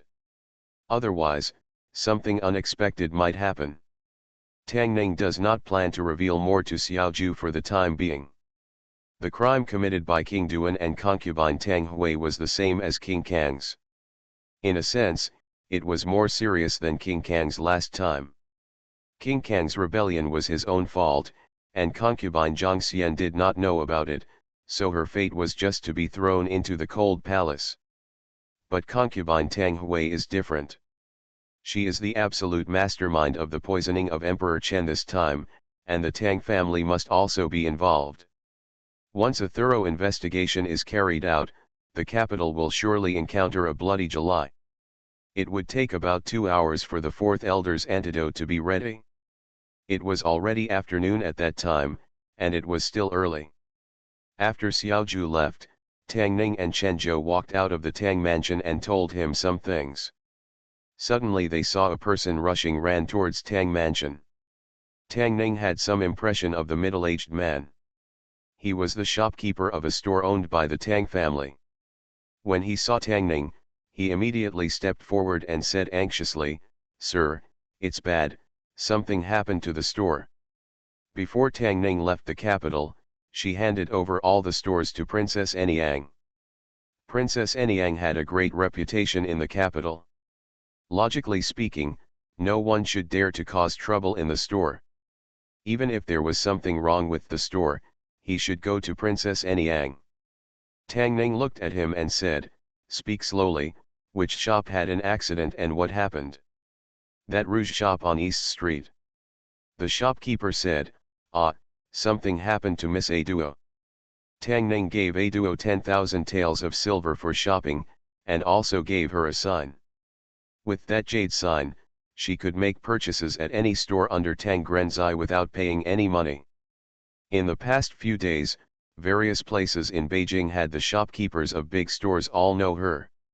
Hearing that Aduo was in an accident, Tang Ning's face darkened and she asked, "What happened, where is Aduo?" The shopkeeper said, "Someone was making trouble in the store, and Miss Aduo happened to be there, so she stood up for us and accidentally hurt those people. Later, someone from Prince Duan's mansion came and took her away." Prince Duan's mansion, Tang Ning looked at him and asked, "Why Prince Duan's mansion?" The shopkeeper said, "Because, those people who are making trouble are people from Prince Duan's mansion. During the period when Your Excellency is away from the capital, people from Prince Duan's mansion are making trouble in our store from time to time." Before the shopkeeper finished speaking, a carriage drove from a distance and stopped at the door of Tang's house. Princess Anyang got off the carriage and asked Tang Ning the next moment, "You are the one who had a conflict with the people from Prince Duan's mansion?" "Friend."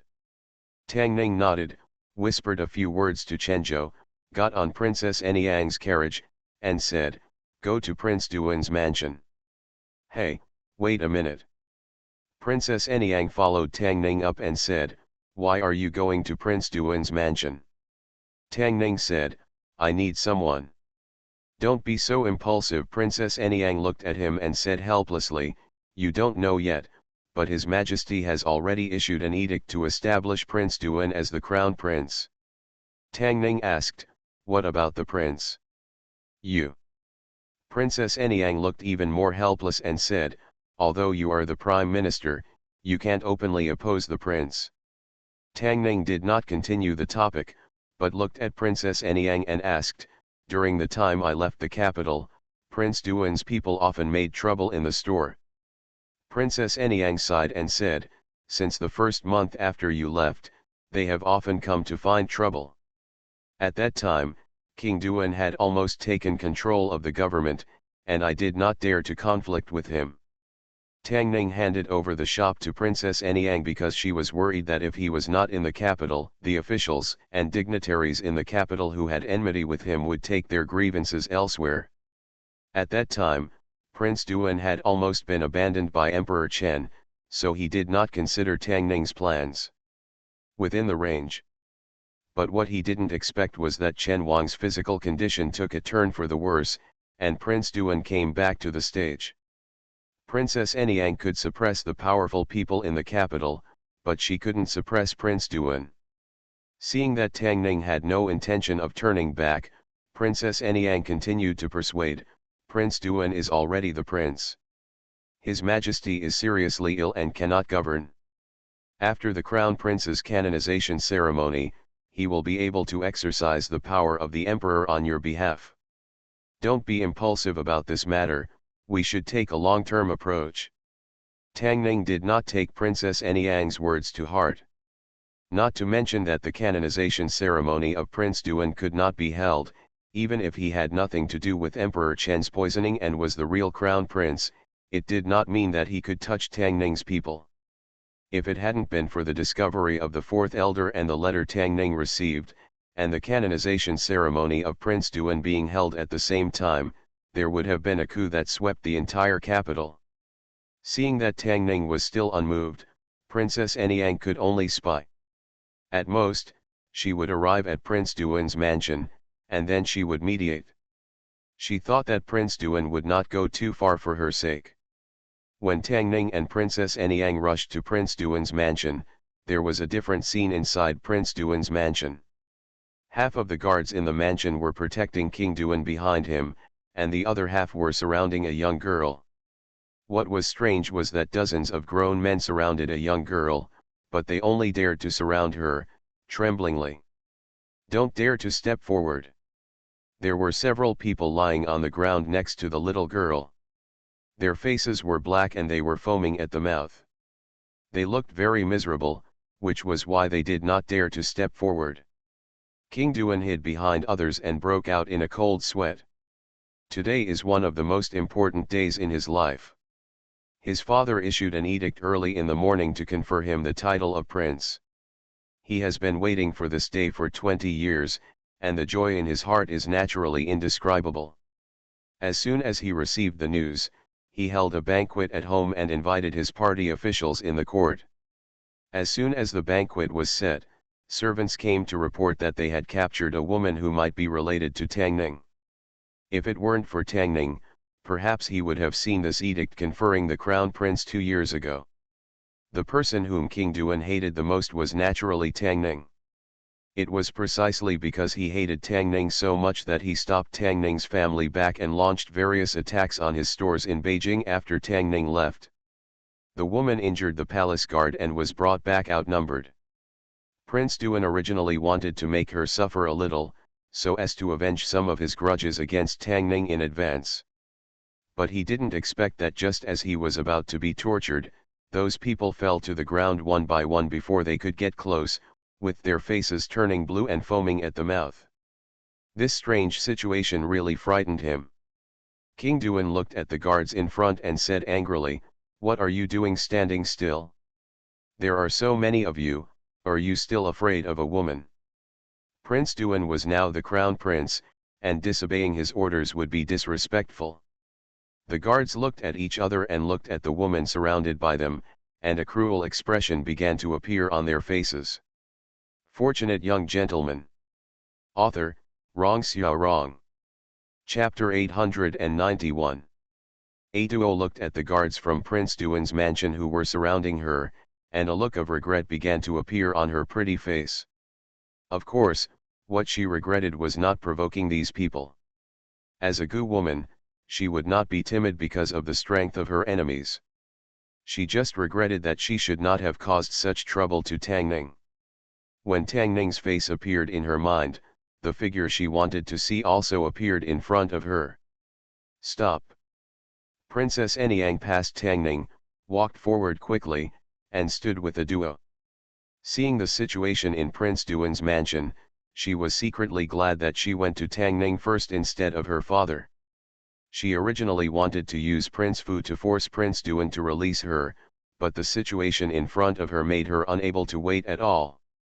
Convince her father to take action. Anyang Princess Duan's servants were still acquainted with each other. Seeing this, they secretly breathed a sigh of relief and stepped away one after another. Prince Duan looked at her with a stern face and said, "Anyang, what are you doing here?" Anyang has met Brother Wang. Princess Anyang bowed to him very politely first, and then said with a smile, "This sister is a friend that Anyang just met. If she has offended Brother Wang in any way, I hope you can. Brother Wang doesn't care about the faults of others. For the sake of Anyang's sake, don't argue with her." Princess Anyang's attitude was very low. Under normal circumstances, Prince Duan might have let her go for the sake of being a member of the royal family. However, this girl had an unclear relationship with Tang Ning. She followed Anyang from Tang Ning. The princess's coming showed that he valued this woman. How could Prince Duan let her go for nothing? He looked at Princess Anyang, his face darkened, and said, "This woman is so bold that she dares to assassinate the prince. Anyang, please get out of the way. When I capture her later, don't hurt you."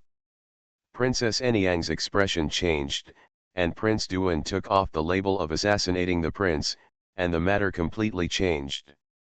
When she came in just now, she had already seen several guards of Prince Duan's palace lying at a duo's feet. If Prince Duan insisted that a duo assassinated the prince, she would not be able to argue at all. Even Tang Ning could not bear the crime of assassinating the crown prince of a country. "I haven't seen you for many days, His Royal Highness Duan Wang is still as charming as ever." Just when Princess Anyang was worried, a calm voice came from behind. Brother Tang A Duo looked up at Tang Ning and stood obediently behind him. In fact, from just now, Prince Duan's attention was not on Princess Anyang, but on Tang Ning behind her. In the past, he suffered a lot of losses at the hands of Tang Ning, but now he finally managed to see the moonlight and see the position of the prince. In a few days, whether he is the right minister, the general, or the princes of Dingguo will all be his ministers.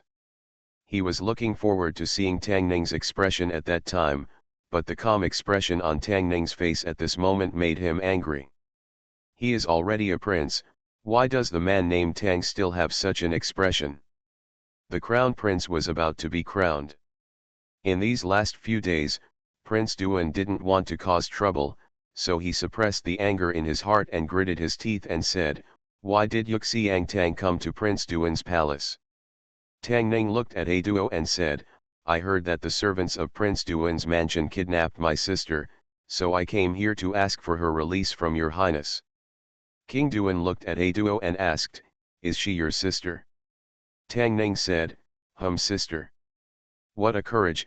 King Duan was not angry but happy, and said, "As the right prime minister, your sister dares to assassinate the current prince. What crime do you deserve?" Tang Ning looked at Prince Duan and said, "The servants of Prince Duan's mansion kidnapped a common girl on the street. She was just acting in self-defense, but you framed her for assassinating the crown prince. However, His Highness Prince Duan came back alive and well." "How dare you?" King Duan was furious and said, "How dare you talk to me like this?" Tang Ning was too lazy to pay attention to Prince Duan, looked at A Duo and Princess Anyang, and said, "Let's go." King Duan's face was as dark as water and he said, "Stop them." When the guards of Prince Duan's mansion heard this, they surrounded the three of them. At this time, a burst of noise was heard outside the palace, and several people flew in. The eighth elder carried Chenzhou, stepped over the heads of several palace guards, and landed firmly beside Tang Ning. Tang Ning looked at Prince Duan and asked, "Does your highness want to keep me here?" King Duan snorted coldly and said, "You can leave, but the woman who dares to assassinate this prince will stay." Tang Ning shook her head and said, "Your Majesty summoned me to the palace yesterday. He mentioned that His Highness Prince Duan has a naughty temper, so he left me free to discipline His Highness. Don't blame me if your Highness continues to confuse right and wrong and frame others at will. I am following His Majesty's orders and I am not polite to your Highness." Ha ha ha, Prince Duan couldn't help laughing. He walked up to Tang Ning and said, "I would like to see how Prime Minister Tang is rude to me. He is now the prince, and he is very different from the prince.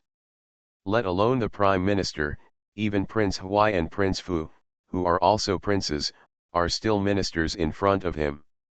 If Tang Ning attacked him, it would be for the following reasons, which would give him a reason to eliminate him. Tang Ning took a long and narrow brocade box from Chenzhou and handed it to King Duan.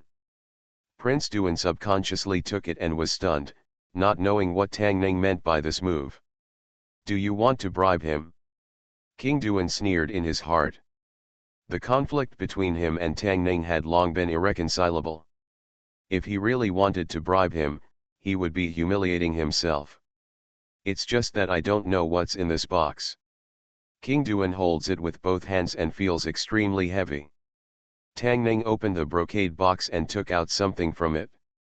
At this time, Prince Duan saw clearly what he was holding.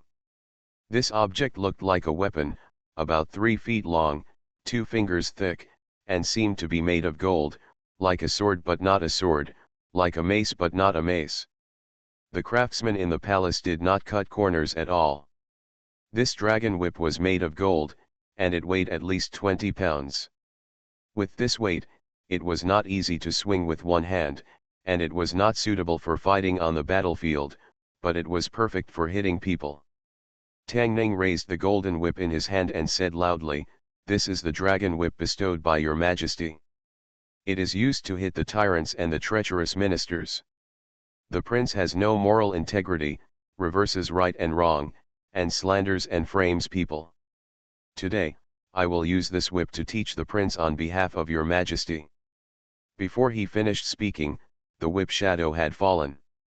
In the dull eyes of Prince Duan, Tang Ning raised the whip and hit. If he hit with all his strength, the 20-pound golden whip would be enough to kill Prince Duan on the spot. Tang Ning certainly didn't want to kill Prince Duan. He used less than 10% of his strength, but he still made Prince Duan jump up and down, running around in the palace. He ran and dodged, shouting, "Save the Emperor, save the Emperor!" However, how dare the guards of the palace stop him? The dragon whip is a legendary object. It is said that even His Majesty can be beaten. Tang Xiang used the dragon whip to teach the prince a lesson. If they stepped forward to stop him, even if they were beaten to death, it would be a waste of death, and their families might be implicated. Who dared to stop him? So such a scene appeared in Prince Duan's palace. His Royal Highness Prince Duan, who had just been canonized as the prince, was chased like a stray dog before he had time to exercise the majesty of the prince. He ran around in the palace and screamed. The officials and dignitaries who came to the palace for a banquet today immediately hid far away when they saw this. If they were close, they would be whipped on the head by Tang Xiang's whip, and their brains would be splattered, right? After all, he was holding a dragon whip, which was more powerful than the Shangfang sword, and could kill people without taking responsibility. A duo stood aside, her mouth opened in astonishment. As for Princess Anyang, her beautiful eyes had already widened, and her mind was blank as she watched Tang Ning chasing after Prince Duan. The whip was scorching and painful, and Prince Duan ran around in panic, while Tang Ning, holding the golden whip in his hand, seemed to be strolling in the garden. With Prince Duan's skills, it was simply a pipe dream to want to avoid Tang Ning. Tang Ning specifically hit the fleshy parts of his body, with the thighs and buttocks being the main targets. Prince Duan was panicking and ran to a white jade bridge in the palace, and actually jumped down directly. Tang Ning stood on the bridge, watching Prince Duan floundering in the pond, shook his head, put away the whip, walked to Aduo and Princess Anyang, and said, "Let's go." Princess Anyang nodded in a daze and followed him out of Prince Duan's palace. Along the way, all the guards of Prince Duan's mansion retreated. The dragon whip came, as if His Majesty was here in person. Before Prince Duan became the real emperor, he would be suppressed by Tang Ning. After Tang Ning left, someone immediately jumped into the pond and fished Prince Duan out. Prince Duan was soaked, his hair was messy, and he looked extremely embarrassed. He could no longer feel the existence of his buttocks, but only smelled a foul odor, and also noticed a strange look on the faces of the guards. His eyes were full of bloodshot, looking at the direction where Tang Ning left, gritted his teeth and said, "I want you to die."